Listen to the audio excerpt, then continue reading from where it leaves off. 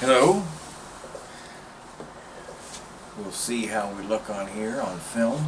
I'm out here at the Tri-State Recreation Area here near Angola, Indiana. There's some critters moving out in the night. This is our Halloween special, and I want to cover something that I have been wanting to on Halloween for some time, and that is the, I think, I won't say unappreciated, but surprisingly unknown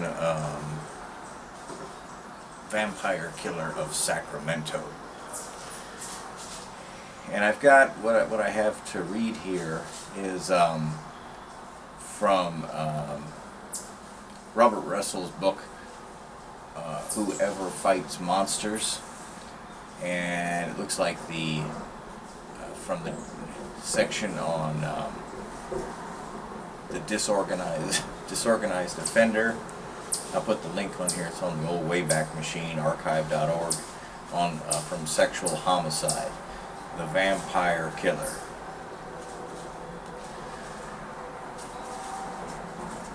Ressler was a legend. Ressler was a legend in the bureau, 6'4" and 260 pounds. A former police homicide detective in Milwaukee who also had a law degree and was an expert in sex crimes and bomb demolition. His job as a Sacramento coordinator for the FBI's Behavioral Science Unit took him up and down the West Coast teaching local police and sex crimes, about sex crimes, and he had a lot of credibility to do so because cops and sheriffs appreciated the depths of his knowledge. Monday night, January 23rd, 1978, local police confidence had translated into a call to Russ from a small department north of Sacramento. A terrible homicide had been committed, one that was far beyond the ordinary murder in terms of the violence done to the victim. David Wallen, 24, a laundry truck driver, had returned to his modest suburban rented home after work about 6 on the evening on January 23rd and found a 22-year-old 3-month pregnant wife, Terry, in the bedroom dead with her abdomen slashed. He ran screaming to a neighbor's house, and that neighbor called the police. Wallen was so upset that he could not talk to the authorities when they arrived. The first policeman who entered the home, a sheriff's deputy, was similarly shocked. Later, the deputy said that he had nightmares for months after viewing the carnage. As soon as the police had seen it, they called Russ for help, and he called me at the FBI Training Academy in Quantico, Virginia. You've probably heard of it. Disturbed though I was about the murder, I was also intensely interested because the case seemed as if it would provide me with an opportunity to use a technique of psychological profiling to catch a killer almost as soon as he had struck. Most of the time when a case was sent to the BSU, that's Behavioral Science Unit of the FBI, the trail was long cold in Sacramento. It was very hot indeed. Articles in the newspapers the next day reported that Terry Wallen had apparently been attacked by an assailant in the living room of the house as she was preparing to take out the garbage. There were signs of a struggle from the front door to the bedroom. 2 bullet casings had been found. The dead woman was found clad in a sweater-type blouse and a pair of pants. Her sweater, bra, and pants had been pulled away from her torso, and her abdomen had been slashed. The officers at the scene told reporters that they could not determine a motive for the death and that robbery had been dismissed as a motive because nothing had been taken. In fact, the details are far worse than that. Critters moving in the background. But Russ told me they were being withheld from the police so as not to cause a panic. Many people often think of the police as rather tough and heartless men who like to shove the public's nose in the dirt so taxpayers will know what the cops themselves have to deal with every day. Not in this instance. Some details were kept in-house to spare the public unneeded agony and fright. There was another reason for withholding information as well. To keep private certain facts that only the killer would know. Facts that might later prove valuable in an interrogation of a suspect. What the public was not told then were these details. The major knife wound was a gaping one from the chest to the umbilicus. A portion of the intestines had been left protruding from it, and several internal organs had been taken out of the body cavity and cut. Some body parts were missing. There were stab wounds to the victim's left breast, and inside those wounds the knife appeared to have been moved about somewhat. Animal feces had been stuffed into the victim's mouth. There was also evidence that some of the woman's blood had been collected in a yogurt container and drunk. The local police were horrified and mystified, and Ressler Bagel was alarmed too, because from what he knew of sexual homicide, it was clear to him that, as it was immediately obvious to me, that we had to act quickly. There was a distinct danger that the killer of Terry Wallen would strike again. The high level of violence reflected in the ghastly crime scene made that almost a certainty. Such a killer would not be satisfied with one homicide. An entire string of killings might follow. I was due to go out to the West Coast to teach at one of our schools on the following Monday. He taught a lot of this kind of stuff, Robert Ressler did, and we made arrangements that would allow me to arrive on the Friday before, though on the same taxpayer nickel, and help Russ look into the crime. It was going to be the first time that I was able to go on site with a profile, and I looked forward to it. Russ and I were both so convinced of the likelihood of the slayer striking again. However, we shot back and forth a bunch of teletypes, and I did a preliminary profile on the probable killer. Criminal profiling was a relatively young science, or art, then. A way of deducing a description of an unknown criminal based on evaluating minute details of the crime scene, the victim, and other evidentiary factors. Here in the original and not entirely grammatical notes written at the time is how I profiled the probable perpetrator of this terrible crime. This is his profile, speculation. White male, aged 25 to 27 years, thin, undernourished appearance. Residence will be extremely slovenly and unkempt, and evidence of the crime will be found at the residence. History of mental illness, and will have been involved in use of drugs. Will be a loner who does not associate with either males or females, and will probably spend a great deal of time in his own home, where he lives alone, underemployed, unemployed, I'll say, possibly receives some form of disability money. In residing with anyone, it would be with his parents. If residing with anyone, it would be with his parents. However, this is unlikely. No prior military record, high school or college dropout, probably suffering from one or more forms of paranoid psychosis. Okay? I had plenty of reasons for making such a precise description of the probable offender. Though profiling was still in its infancy, we reviewed enough cases of murder to know that sexual homicide, for that's a category into which crime fit, even though there was no evidence of sex act committed at the scene, is usually perpetrated by males and is usually an interracial crime. White against white or black against black. The greatest number of sexual killers are white males in their 20s and 30s, and the simple fact allows us to eliminate whole segments of the population. We're just trying to determine what sort of person has perpetrated one of the heinous crimes. This was a white residential area. I felt even more certain that the slayer was a white male. Now I made a guess along a great division line that we in the behavioral sciences unit beginning to formulate the distinction between killers who displayed a certain logic in what they had done and those whose mental processes were, by ordinary standards, not apparently logical, organized versus disorganized criminal. That's a typology that the FBI would follow, this organized versus disorganized. I question that myself, but it is kind of a line to draw from one type of killer to another. Looking at the crime scene photographs and the police reports, it was apparent to me this was not a crime committed by a, quote, organized, unquote, killer who stalked his victims.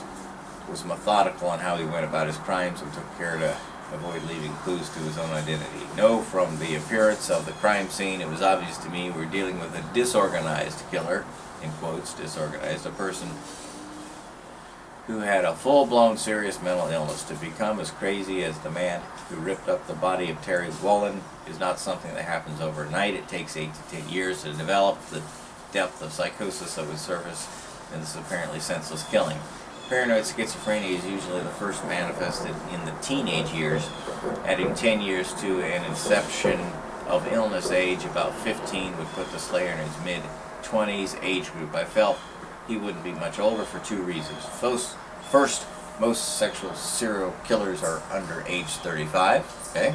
Second, if he was older than late 20s, the illness would have been so overwhelming that it would have already resulted in a string of bizarre and unsolved homicides.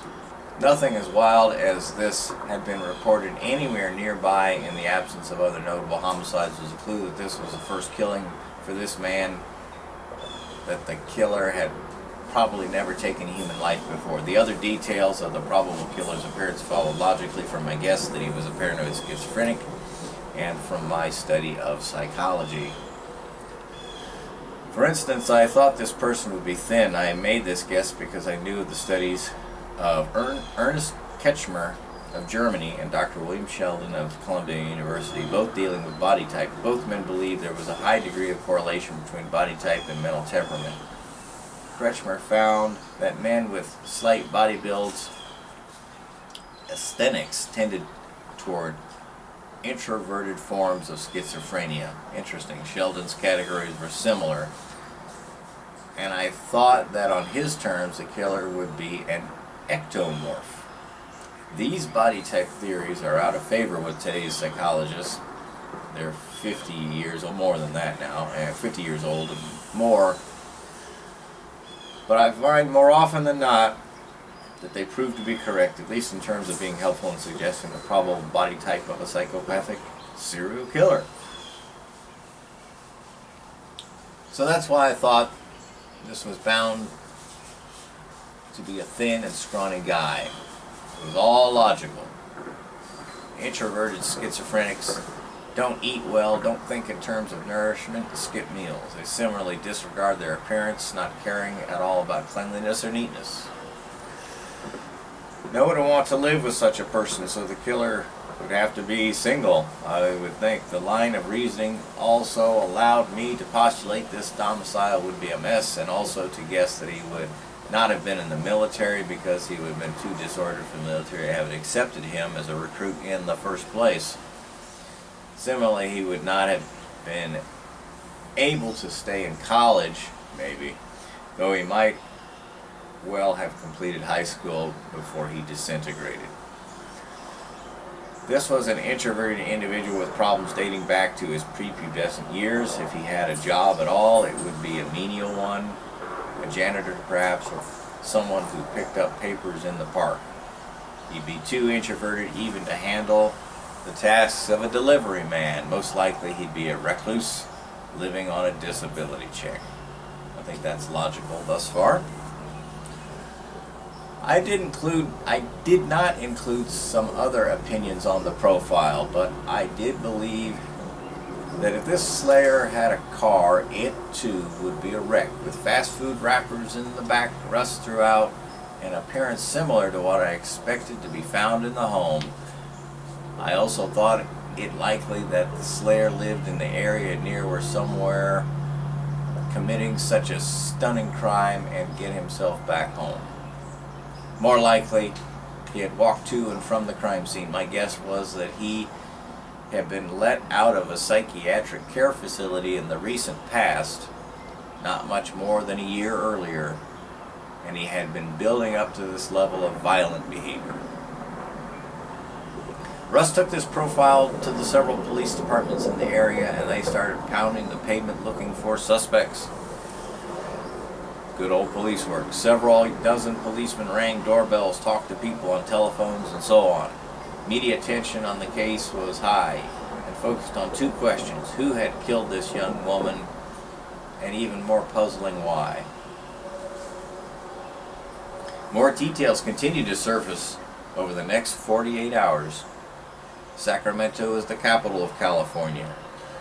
Terry Wallen had been a state worker on a day off.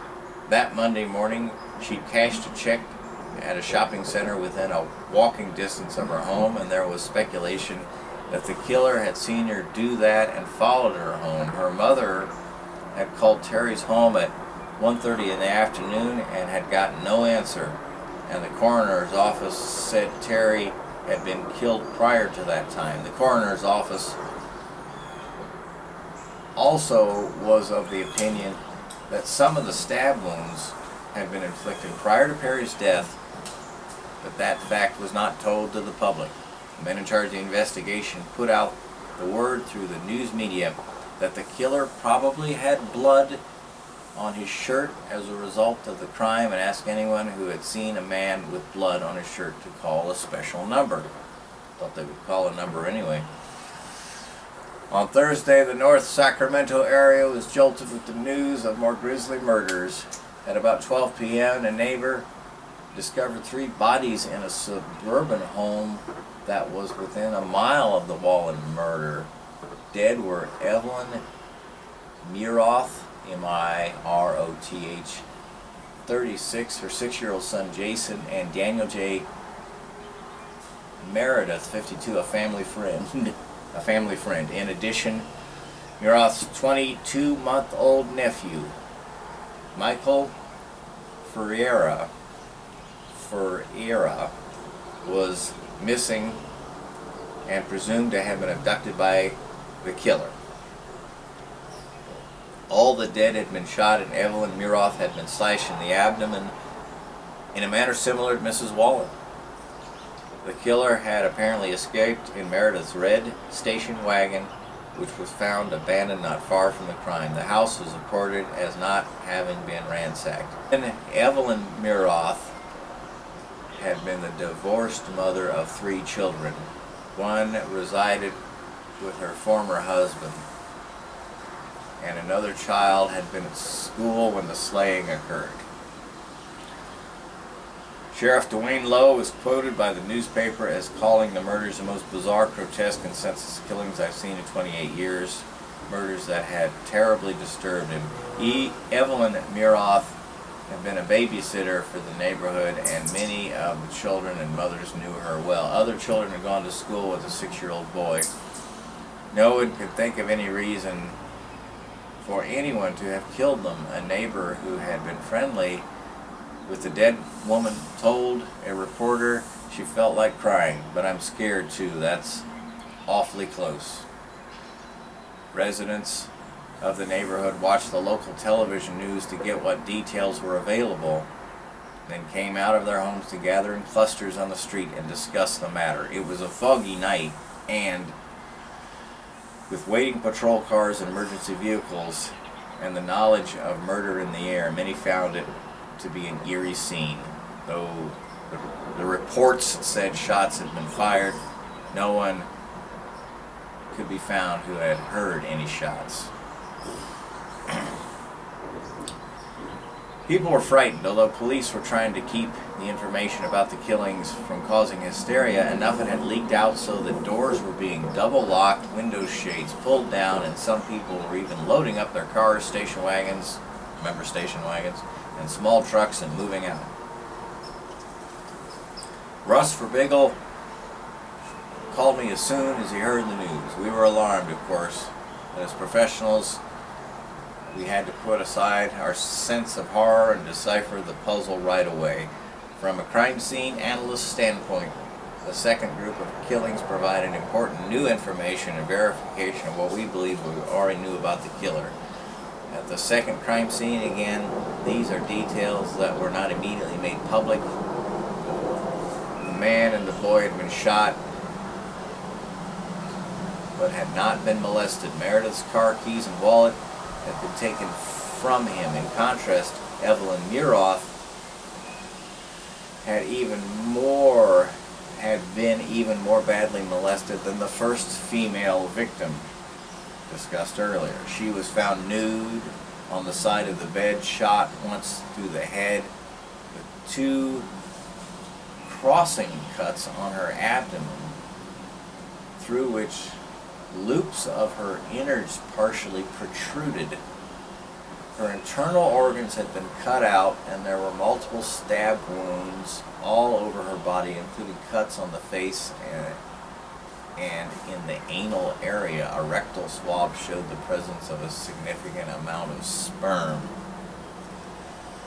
In the playpen where the visiting baby was normally kept, a blood-soaked pillow and an expended slug were found. In the bath there was red-colored water as well as brain and fecal matter. Blood appeared to have been drunk at this location too. Also important was the stolen station wagon had been found not far away with its door ajar and the keys still in the ignition. The baby had not been found, but the police were fairly certain from the amount of blood in the playpen that he would not be alive. Using this new information and with a mounting sense of urgency and the certainty that if not caught, this man would kill again and soon, I found the profile I had put together just a few days earlier. The sexual connection of the crimes had become more overt. The number of victims at a single crime scene was growing. The violence was escalating. I was more convinced than ever that the slayer was a seriously mentally disturbed young man who had walked to the crime scene and walked away from the spot where he had abandoned the car. I translated these convictions into a revised profile that indicated the probable offender was single.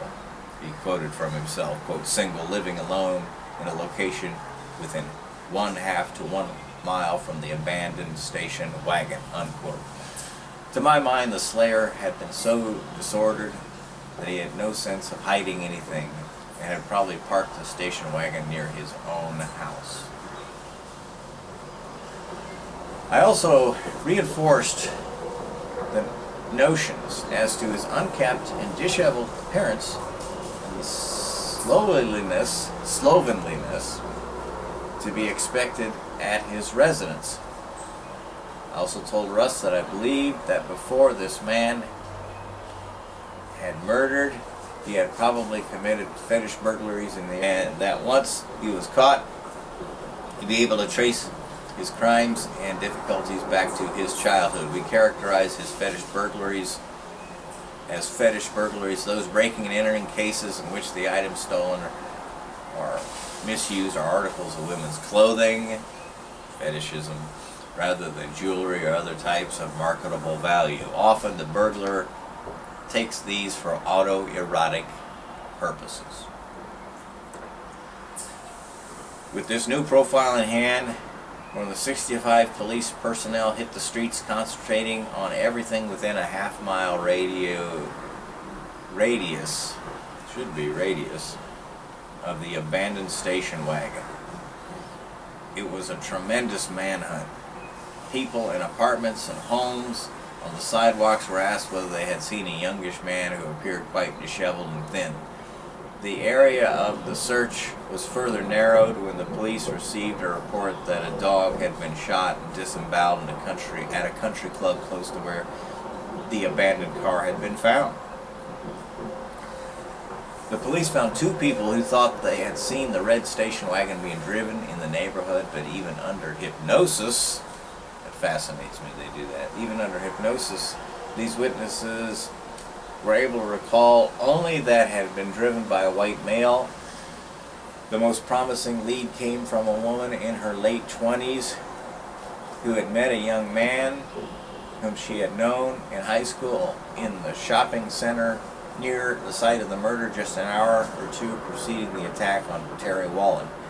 She had been shocked at her old classmate's appearance, disheveled, cadaverously thin, bloody, sweatshirt, yellow crust around his mouth, sunken eyes. And when he tried to pursue a conversation with her by pulling on the door handle of her car, she had driven away. Good for her. When the police alerted the area to look for a man with blood on his shirt, she had contacted authorities. She told the police that the man was Richard Trenton Chase, and that he had graduated from her high school in 1968. By then it was Saturday. The police learned that Richard Trenton Chase lived less than a block away from the abandoned station wagon, a mile north of the country club, and a mile east of the shopping center. They staked out the area near his apartment and waited for him to come out. At this point, he was only one among a half dozen likely suspects. He did not answer phone calls to the apartment, and toward late afternoon, the watchers decided they would try a ruse to see whether they could lure him outside. They knew the killer had a .22 revolver and was not afraid to take a human life, so they proceeded carefully.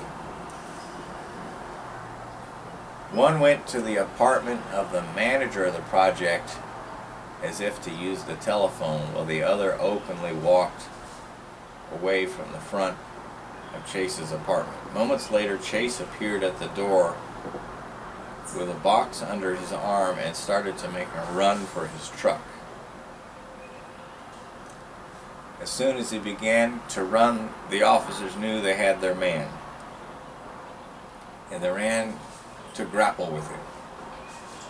As they rolled about, the .22 came out of his shoulder holster in their grasp. He tried to hide what was in his back pocket, Daniel Meredith's wallet. The box he carried was full of bloody rags. Chase's truck near the apartment. Chase's truck was near the apartment, and it was a dozen years old, in poor condition and littered with old newspapers, beer cans, milk cartons, and rags. A locked toolbox and a 12-inch butcher's knife was also in the truck, together with rubber boots and what appeared to be blood on them. In his apartment, as slovenly as could be, were some animal colors, 3 food blenders with blood in them, as well as newspaper articles about the first murder. Dirty clothing was strewn about the house with some blood on it. Several dishes in the refrigerator had bloody parts in them, and a container held human brain tissue. In a kitchen drawer there were several knives that turned out to be taken from the Wallen residence. A calendar on the wall had the inscription "Today" on the end of January dates of the Wallen and Muroth Meredith murders. The same inscription was on 44 more days spread out over the remainder of 1978. Would there have been 44 more murders? Thankfully, we'll never know. The police were tremendously relieved that the murderer had been caught, for there could be no doubt that this was the slayer from the evidence he carried and the descriptions that he matched. Everyone was grateful to the FBI and very appreciative of the profile, and some people later said that the profile caught the killer. That, of course, was not true. It's never true. Profiles don't catch killers. Cops on the beat do, often through dogged persistence and with the help of ordinary citizens, and certainly with the aid of a little luck. My profile was an investigative tool, one that, in this instance, markedly narrowed the search for a dangerous killer. Did my work help catch Chase? You bet, and I'm proud of it, he says. Did I catch him myself? No. And I think that's very modest. I think that's very positive thing to say that these are just tools. It's actual police work that catches bad guys. The fact that Chase so precisely fit the profile that I had drawn up in conjunction with Russ for Bagel was gratifying to me on 2 counts. First and foremost, because it helped in the apprehension of a violent killer who would undoubtedly have continued his homicides if not caught immediately. Second, because when the murderer matched the profile that gave us at the BSU more information on how to evaluate subsequent crime scenes and identify the characteristic signs that murderers leave behind. In short, it helped us to refine further the art, and I do mean art, because it had not yet approached the status of being a science of profiling. That term was much more popular in the 80s or so. In the days and months after Chase's apprehension, I closely followed the information coming to light about this strange young man. Almost immediately after his arrest, he was connected to an unsolved murder that had taken place in December, not far from the site of the 2 other events. It turned out that I had been wrong about Terry Wallen being the first victim. She was actually the second. And Mr. Ambrose Griffin and his wife had returned home from the supermarket on December 28, 1977, and were taking groceries into their house from their car. Chase had driven by in his truck and had fired 2 shots. One hit Griffin in the chest and killed him. Ballistic research on Chase's .22 caliber gun taken from him after the other 2 murders showed that it had also discharged in the bullet that killed Griffin. Chase also fit the description of the unknown assailant responsible for some earlier fetish burglaries in the neighborhood and was pinpointed as the probable abductor of many dogs and cats. Several dog collars and leashes found in the apartment matched up with those taken from the missing dogs and puppies from the surrounding area. He was killing the dogs and cats. The dogs and cats most likely killed for his strange purposes. He may even have drunk their blood, though we could never be certain of that. Computer searches also came up with an incident in mid-1977 in the Lake Tahoe area where an Indian agent on a reservation stopped and arrested a man whose clothes were soaked with blood and whose truck had guns in it, as well as a bucket of blood.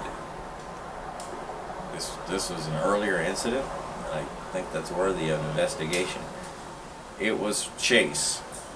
He had gotten off that time. That's by Robert K. Ressler from Whoever Fights Monsters, looks like 1997. I think there was a copied blog post by some of the spelling problems that are seen in this. That's okay. Robert K. Ressler, Whoever Fights Monsters, about the vampire killer Richard Trenton Chase. Well, this started because I did come across with a couple of FBI files. I can post that link too.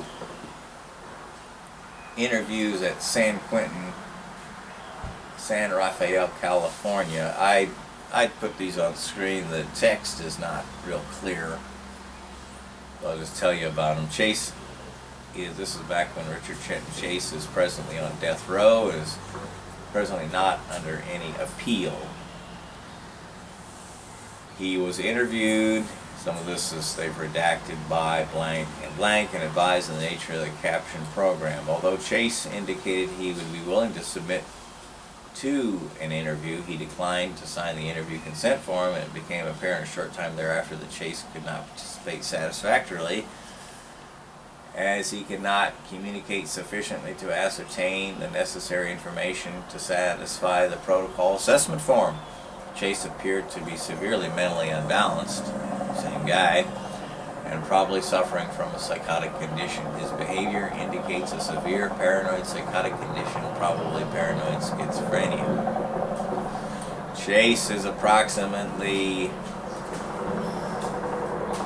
5'11", but weighs only about 135 pounds. He's extremely thin and has long hair and hollow eyes and gray coloration of his skin. He has long hair and a partially grown beard, and his eyes appeared to look through the person to whom he talked rather than at them.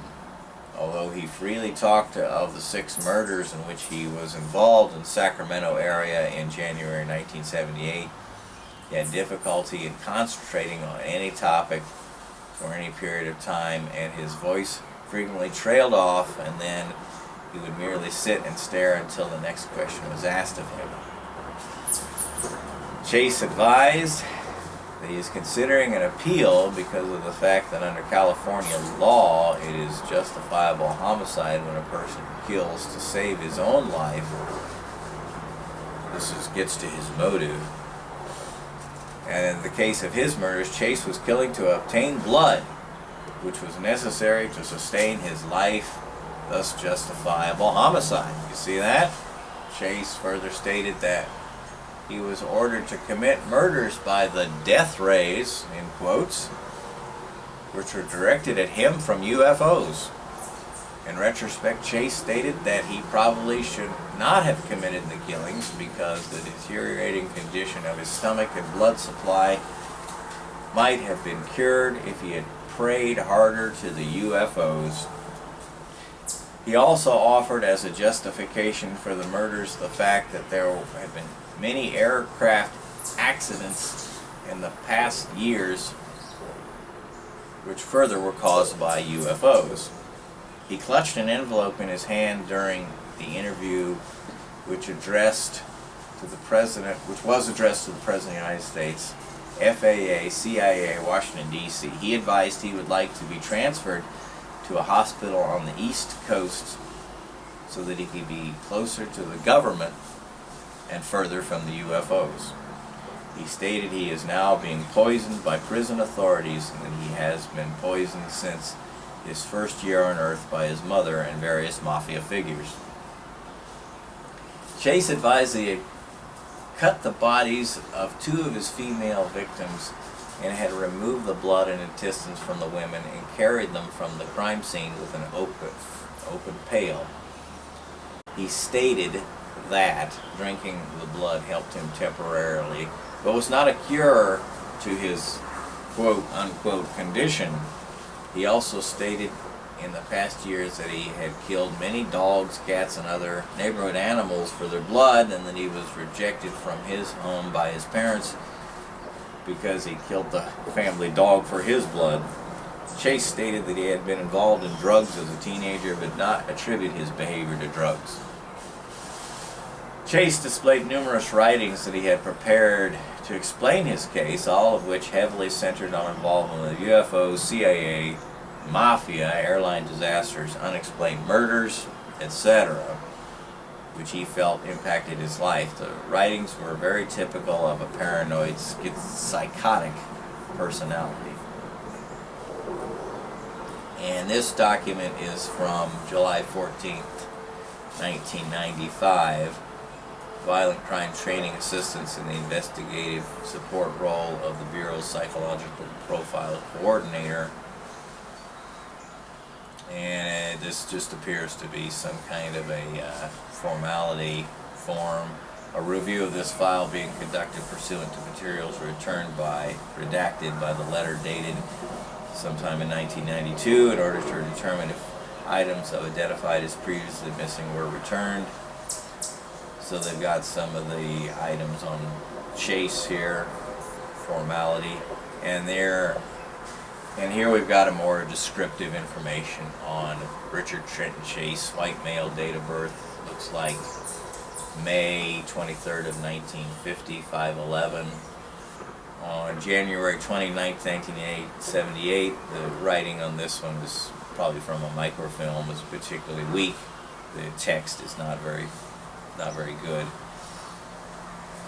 The above described subject was in custody in Sacramento, California Sheriff's Department, charged with 5 counts of murders, actually more, and 1 kidnapping. December 1977, a white male, 51 years of age, was standing in front yard of his residence unloading groceries in his car when he was shot once with a .22 caliber handgun. That was earlier when we read the victim was shot. Chase's vehicle was parked across from the street. Date unknown. So they go more into the what we covered before about the incident. And this appears to be an appeal from Richard Trenton Chase, June 9th, 1979. He's trying to appeal his case to the Congress of the United States. Appeal for Federal Appeals Court on matters involving espionage. This is written apparently by Chase. I have recently been sentenced to death in California with the option for appeal to state and federal authority for review of my case. Perhaps also, okay. The major points of appeal ultimately deal with the existence of a UFO death ray used as a weapon and its relation to me. The facts and considerations involved in the trial were many, and the matter was complicated in the involvement of police control because of their secret UFO and its power is spelled P-W-E-R, to run a minute-to-minute report on a complicated machine that could be controlled by threats to people involved in its entries, similar to the computer control of humans simply by motioning to kill a threat, me as a defendant in this case. This writing is similar to those with schizophrenia that I've seen before in psychiatric hospitals. It would be possible to explain this as a table outline that would open another case of murder and conspiracy of enormous proportions. I was born in 1950. I was Jewish. My birth was signified by a birthmark that noted as a Star of David on my forehead. News spread, I believe. The first reports were made by my doctor. Several underground forces thought it could be a sign of UFO cloning experiments. Having concluded an underground in Sacramento. He did type this out. It refers to someone killed in an airplane wreck shot down by this underground. There is a report on wreckage, but I have not been able to make the county investigator or public defender raise this as an issue in my defense. There is loads of suppressed evidence that an underground exists, and documentary evidence alone proves that I have political pressure from Sacramento that makes it impossible for me to get anything but a political development in the courtroom, including tremendous pressure from news media, live movies televised from courtroom, a Channel 13 Sacramento. Part 2. Development of the case itself begins in or around 1968. It was about this time I began to take notice of physical impairment. I saw a psychiatrist about it. You needed one. I had no knowledge at this time that since the death of Dr. Scott in 1951, my mother had been prompted to poison me. Pressure from my fascist activist was involved. Cannibalism was one of their goals, and there is evidence in Sacramento that could be found as bones of missing persons. I related to you maybe. I first began discovering the facts about Sacramento in 1975. Further complicating matters was my discovery of UFO intelligence observing my activities approximately 6 or 7 months before I killed 6 people in Sacramento. I'm not sure this is good for an appeal. A recent rash of airplane accidents and disasters can be, if studied, conclude as related to my situation for several reasons. He lists these reasons. As a neighbor since 1962, redacted, 6 or 7 months before, gave me a picture of a flying saucer that I had been interested in since he told me about them in 1962. Recent crashes of thousands of small airplanes in the USA. Number 3, a occurring at the same time as important decisions in my case, both decided against me because of political pressure and knowledge of the UFO involvement, though unadmitted, can be proved by investigations of officers reported to me to have made I think that's $1 million each in making threats and trying this case. Okay? Including paying off all involved on the jury. It can be proved if investigated by FBI and the federal court. A venue order he refers to in a judgment June 1979 of both of crashes, one that took place in San Diego and the other in Los Angeles to Chicago. Okay, the defense I was given against the killing of 6 persons in Sacramento was originated by a public defender that seemed to know my background and introduced himself as a friend of the family and had been chosen for me.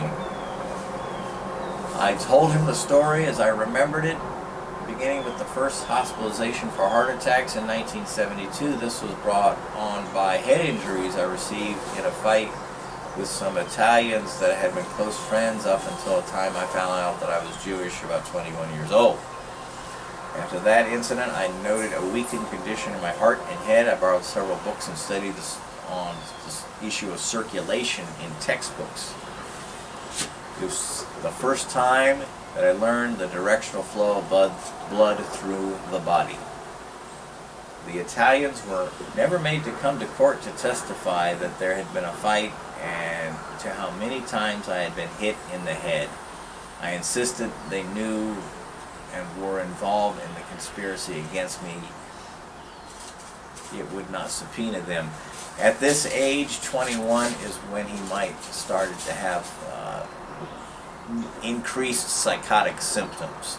And that sometimes when you speak with people that are having psychotic symptoms, you read between the lines a little bit, and I think this is referring to injuries to his head was an increase in psychotic symptoms around that time. In 1975, I had received Social Security for disablement. I had heard a lot about fascists that had killed people right in the area I lived. Cannon Street in North Sacramento. They hid the bodies in the sewer a lot, thousands, since I was a kid. I was sick, and propaganda on television gave me the idea that these local personalities had committed many of the crimes they talked on television, giving me the idea that killing was legal in Sacramento. No, it isn't. These included a list that had been found in my apartment in a yellow notebook. Lists of names from Channel 3, local news perhaps, and other show business locals that belong to the group that had originally discovered me and controlled the situation of my being controlled. This then was the same time that they had been expecting me to get an idea to kill an animal because they knew I had been poisoned, was desperate, and was suffering shock. A year before, after name redacted, May 1977, he was referring to someone in May 1977 in discovering the UFOs on the drive back from Colorado, which landed on several occasions and did not lose contact. Even in Sacramento, they kept bright lights in the sky. I noticed them and believed they were intelligence, that their intelligence was high, so they could not help me by landing and giving me first aid equipment back on the desert. In May 1976, I killed a rabbit at Cano Street residence and drank the blood, just as I had suspected I was being followed and watched by the underground, including the first definite signs in 1973 when an Italian sheriff moved in across the street, and then in 1974 a Folsom prison guard covered in next-door suspicious mafia. This is the paranoid of seeing things. He may have actually seen people and then interpreted them to be mafia and so on and so forth. Now I had proof positive because the rabbit had been poisoned. I was admitted to the community hospital in North Sacramento. I asked for a transfusion, but they would only treat me for poison septic shock. After a few days, a doctor, name redacted, arrived and demanded that I come to him to ARC Hospital. Refers to a psychiatrist. He called for a judge, my parents, and had a trial at the hospital. Found me a sane from paranoid schizophrenia, and I was not allowed to leave the hospital. No, you weren't. I asked for another doctor after several months because the drugs were knocking me out.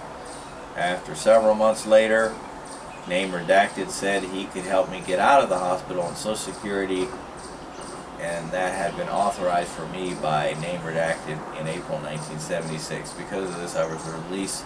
I had so much trouble outside the normal range of local people in the form of racism against me.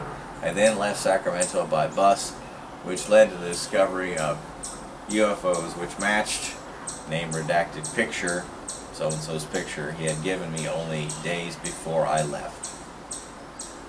There is evidence that I was well known and followed by the Sacramento Society, and had developed.